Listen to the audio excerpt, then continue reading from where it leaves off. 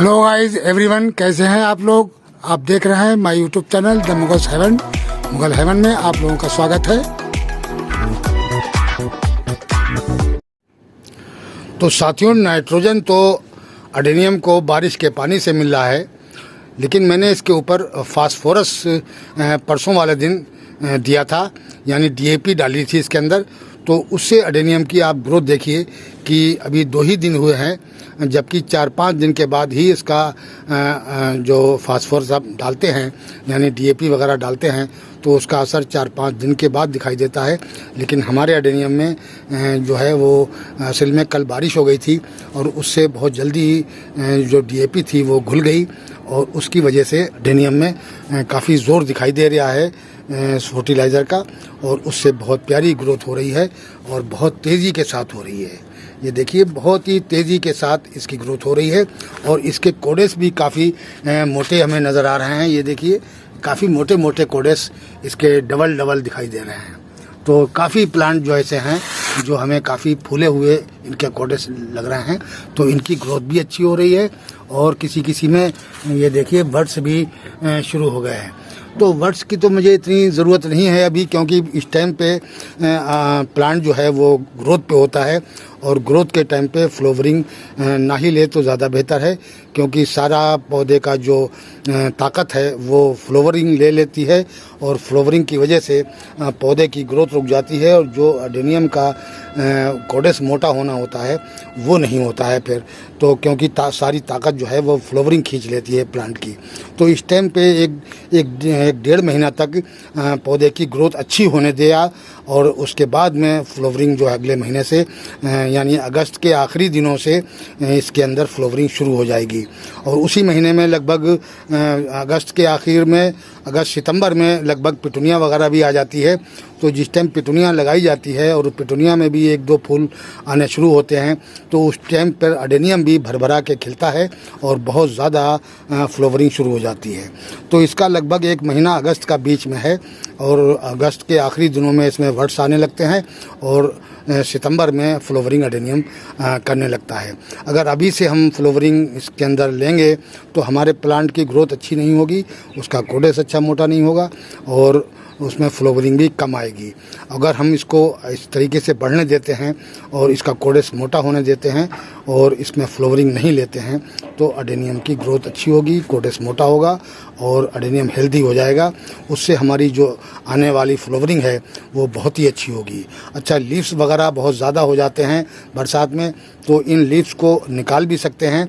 और प्लस अब जब हम इसके अंदर फर्टिलाइज़र देंगे फ्लावरिंग के लिए, यानी अगला महीना छोड़ के अगले महीने के आखिर में यानी अगस्त के आखिर में हम इनको फ्लावरिंग के लिए फर्टिलाइज़र देंगे, यानी NPK 90-90 भी दे सकते हैं और NPK 052-34 डाल सकते हैं, या पोटाश खालिश पोटाश जो आती है लाल रंग की वो भी आप डाल सकते हैं, या केले के छिलके का जो पानी होता है लिक्विड फर्टिलाइज़र केले के छिलके का, उसके अंदर भी पोटासियम अधिक होती है, वो भी डाल सकते हैं। और प्याज के छिलके का जो बनाते हैं लिक्विड वो भी डाल सकते हैं, यानी उसके अंदर भी पोटासियम होती है।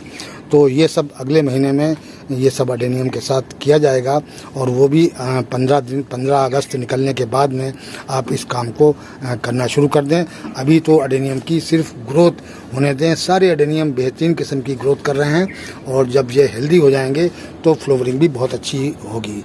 तो साथियों, अब इस तरीके से हमने अपने एडेनियम की केयर करनी है और बस इसका इतना ध्यान रखना है कि बारिश में पानी ज़्यादा ना भरे, और जब भी पानी भरे तो या ज़्यादा बारिश हो रही हो तो गमले को या तो टेढ़ा करके रख दें या शेड में उठा के रख दें और 1-2 बारिश बीच में इनको देते रहें। अब देखिए, परसों बारिश हुई थी, कल बारिश नहीं हुई और पोट अभी तक सारे गीले हैं, सारे के सारे पोट गीले हैं। तो मैंने इसको परसों डीएपी डाल दी थी और वो डीएपी फ़ौरन घुल भी गई, क्योंकि उसके बाद हल्का सा झाला पड़ता रहा काफ़ी देर तक और उस झाले से सारे एडेनियम, हमारे जो बेबी एडेनियम थे वो भी अच्छी ग्रोथ करने लगे हैं सारे। ये छोटे छोटे एडेनियम जो थे ये भी बहुत तेज़ी से बढ़ रहे हैं, इनकी भी ग्रोथ अच्छी हो रही है। और मैं कुछ प्लांट आपको दिखाता हूं कि जिसके अंदर कुछ कमियां हो गई हैं, यानी ग्रोथ तेज़ी होने की वजह से उसके अंदर कुछ शकर ब्रांचें निकलने लगी हैं। तो उन शकर ब्रांचों को हमें निकालना पड़ेगा। ये देखिए, ये शकर ब्रांचें निकल आई हैं और ये यहाँ से प्लांट की ज़ोर पकड़ लेंगी और जो हमारी ग्राफ्टिंग है इस पर ज़ोर कम पड़ेगा, इसकी ग्रोथ जो है वो कम होगी। तो इस वजह से इन शकर ब्रांचों को जब भी ये नीचे से ग्राफ्टेड प्लांट में निकले तो इनको निकाल देना चाहिए। अब इसी तरीके से ये देखिए, इस प्लांट में भी ये ग्राफ्टिंग के साइड से शकर ब्रांच निकली है।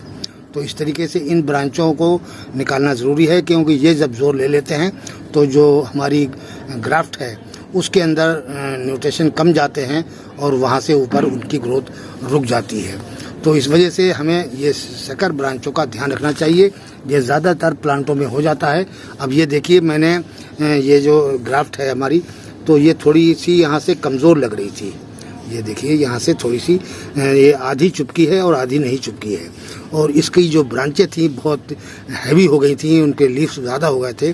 तो ये मैंने यहाँ से इनको दोनों को प्रून कर दिया था इस तरीके से। अब ये देखिए, इसमें फुटाव आ गया है और ये ग्रोथ लेने लगा है। इसमें से कई फुटाव लिए हैं और ये इसके अंदर फ्लावरिंग अब अच्छी होगी। 1-1.5 महीने के बाद इसके अंदर बहुत प्यारी फूल होगी और 2 ब्रांचों से ये लगभग 4 ब्रांचें हो गई हैं। अब ये बुशी भी थोड़ा हो गया है और ये जो इसकी ग्राफ्ट है ये भी काफ़ी मजबूत हो जाएगी जब तक। तो इस तरीके से अब इसके अंदर भी एक शकर ब्रांच देखिए इस तरीके की निकल रही है। ये अभी हम इसको निकालेंगे तो किस तरीके से निकालना है, क्योंकि बरसात के पीरियड में इन चीज़ों का बहुत ध्यान से काम किया जाता है कि अगर ज़रा सा नाखून भी लग गया तो वहाँ से फंगस लगने लगती है। तो इसलिए इसकी बहुत एहतियात से इन ब्रांचों को हमें शकर ब्रांचों को निकालना है और निकालना भी इसी टाइम है, क्योंकि इस टाइम पे पौधा बहुत तेज़ी से ग्रोथ पे होता है और सारी जो पावर है पौधे की ग्रोथ की वो ये शकर ब्रांचें ले लेंगी। तो इस वजह से हमारे पौधे की अच्छी वो ग्रोथ नहीं हो पाएगी। और ये कोडेज जो हैं ये, क्योंकि बेबी एडेनियम पे मैंने करे हैं, तो बेबी एडेनियम की वजह से ये इनकी ग्रोथ रुक जाएगी और इनके कोडेज फिर ऐसे ही रहेंगे। सारी ताकत ये ब्रांचें शकर ब्रांचें ले लेंगी। तो इनको अब हम निकाल देते हैं और निकालने के बाद में किस तरीके से इसकी हम केयर करेंगे वो आप लोगों के साथ शेयर करेंगे कि इसकी ब्रांचें कैसे निकाल के और इसको फिर किस तरीके से इसकी सेफ्टी करनी है। अब साथियों, सबसे पहले ये शकर ब्रांच निकालने के लिए हमें अपनी ये छुरी जो है इसको सैनिटाइज करना पड़ेगा। तो हम इस लाइटर से इसको इस तरीके से जला देंगे सारा, और ये जल के भी बहुत ज़्यादा अच्छा सैनिटाइज हो जाता है। तो इस तरीके से जो हम अपनी छुरी को सैनिटाइज करने के बाद में ही इसका ट्रीटमेंट करेंगे। तो सबसे पहले ये जो देखिए आप निकल रही है हल्की सी, इसको आप इस तरीके से निकाल दें आहिस्ता से, और इन सारी ब्रांचों को ऐसे धीरे धीरे करके निकाल लेते हैं और बहुत आहिस्ता से काटना है। ये देखिए, इसमें 2 ब्रांचें निकल रही थी और कहीं ज़्यादा छुरी ना लगे, और इस तरीके से काट के इनको निकाल देना है।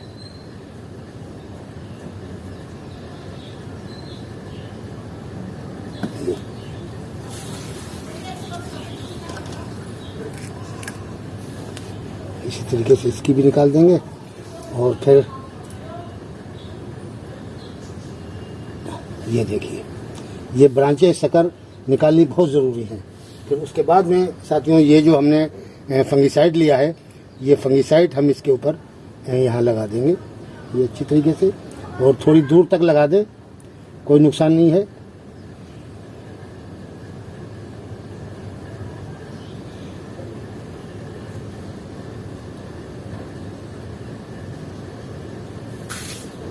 अच्छी तरीके से लगा दें इसमें, ताकि किसी किस्म का फंगस का कोई अटैक इसके ऊपर ना हो।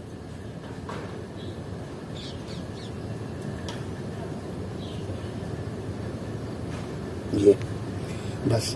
अब इसको अगर धूप निकल रही है तो धूप में ही रखें इसको, और अगर धूप नहीं निकल रही है, बारिश वगैरह हो रही है या बारिश होने का कुछ इम्कान बन रहा है, तो इसको शेड में रखें। कम से कम 2 दिन इसकी ज़रूर सेफ्टी रखें, जब तक ये सूख ना जाए अच्छी तरीके से। अब फंगस तो इसमें नहीं लगेगी, अगर आपने इसको बचा लिया, और अगर पानी इस पे बारिश का भी पड़ जाएगा तो अभी भी ये जो धुल जाएगी और इसमें फंगस लग सकती है।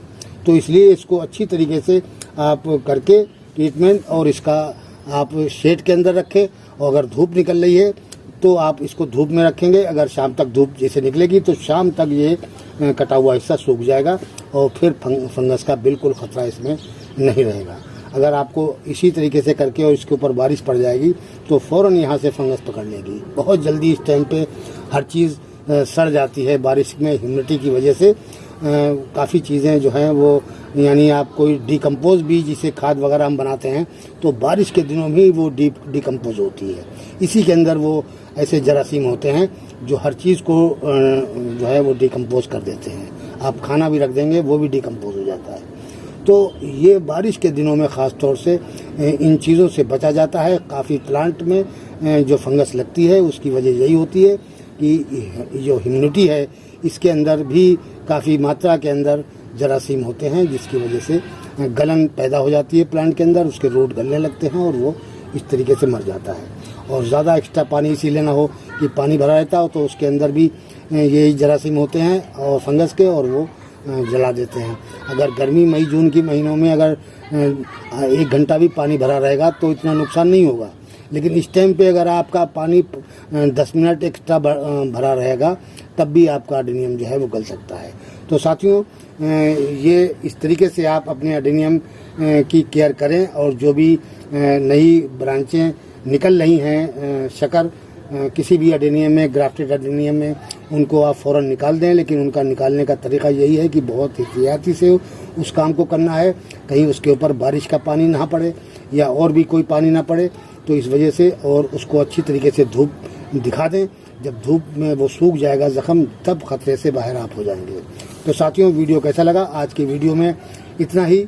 मिलते हैं अगले वीडियो में नए टॉपिक और नए कंटेंट के साथ। अगर हमारा वीडियो अच्छा लगे तो लाइक कीजिए, शेयर कीजिए और सब्सक्राइब कीजिए। शुक्रिया, धन्यवाद।